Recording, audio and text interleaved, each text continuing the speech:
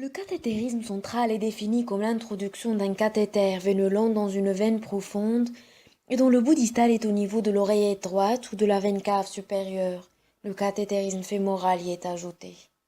La voie sous-clavière est la voie centrale de prédilection, vu l'incidence moindre d'infections liées au cathéter et la facilité de l'accès chez les patients présentant des contraintes anatomiques. Les indications se résument dans la nécessité d'un apport veineux central pour l'apport de solutés physiologiques avec un débit important, l'administration de médicaments vénotoxiques ou l'apport de solutés hyperosmolaires, ou bien la mesure de la pression veineuse centrale.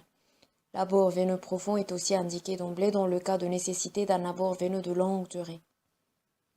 Le patient est placé en décubitus dorsal en position légèrement déclive pour diminuer le risque d'embolie gazeuse. La tête est tournée du côté opposé de celui de la ponction.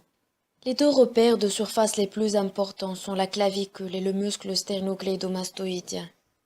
Les rapports de la veine sous-clavière sont faits en haut par la clavicule, en bas par la première côte, en avant par le ligament sternoclaviculaire, en arrière par l'implantation de muscles scalènes antérieurs sur la première côte, l'artère sous-clavière et le dôme pleural.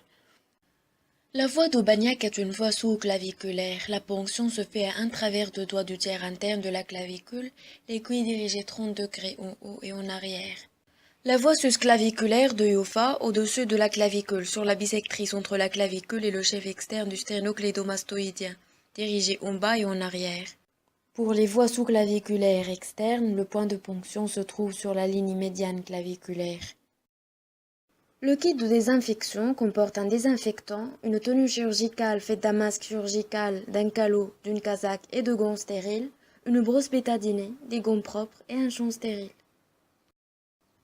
Le kit de ponction comporte des gants stériles, une boîte de compresse stérile, un anesthésique local et une seringue d'injection sous-cutanée, deux seringues de 10 ml, un cathéter de voie veineuse centrale, un kit de suture et un fil de soie, puis un pansement transparent stérile.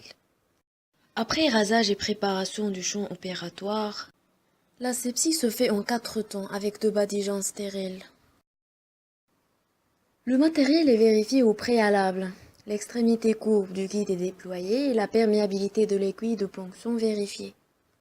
On procède à la ponction selon la voie d'Aubagnac, à un travers de doigt du tiers interne de la clavicule.